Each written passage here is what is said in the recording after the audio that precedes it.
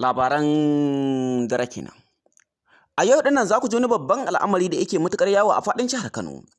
Idan ba ku manta ba, a makon da ya gabata aka saki wannan shahararriyar jarumar TikTok ɗin mai suna Murja Ibrahim Kunya.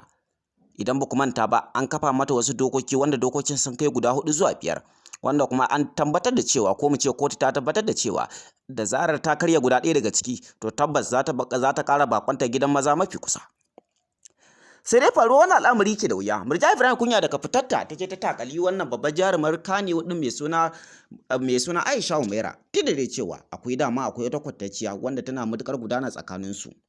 Sai dai wata ce ku ce da wata masaniya ta fita kan cewa wannan jaruma ita ce ta takali wannan jarumar TikTok din ma'ana Aisha Humaira ita ce ta takali wato Murja Ibrahim Kunya. Wasu kuma da yawa sun tabbatar da cewa Murja Ibrahim Kunya ita ce ta takali Aisha Humaira. Akwai mutane da yawa da suke tofa albarkacin bakin su duk da dai har yanzu an kasa tabbatar da gaskiyar al'amarin.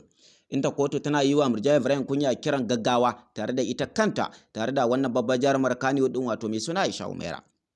Haka shi kansa wannan babban mawaki mai suna Dauda Kahuta Rarara ya yi shiru shi ma dai kotu tana neman sa ba don komai ba sai dai ya je ya amsa wasu tambayoyi da za a yi mishi.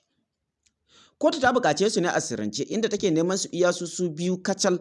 Sai dai shi kansa ana buƙatar Dauda Kahuta Rarara din wanda shine ya zama na uku. Domin shi ma abin da yasa ake neman sa akwai da kwatacciya wanda da dukkan alamu ko mu ce hujjoji da yawa sun bayyana kan cewa shine sila wannan rigima. Wanda idan ba ku manta ba a kwanakin da suka gabata lokacin da ake gab da farin ciki ko mu ce lokacin da ake murna na fatin wato rantsar da Abba Kabir Yusuf, idan ba ku manta ba a wannan lokacin akwai wata rigima ko mu ce akwai wata haɗaka da ta taɓa haɗa Dauda Kahuta Rarara tare da shi da Murja Ibrahim Kunya.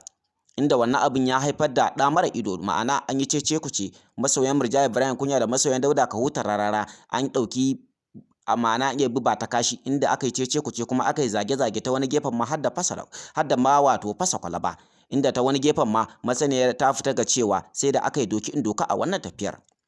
Wasu da sun tabbatar da cewa tabbas akwai al'amari kuma akwai wani bakon yanayi da yake nema ya ɓallo a cikin jihar Kano.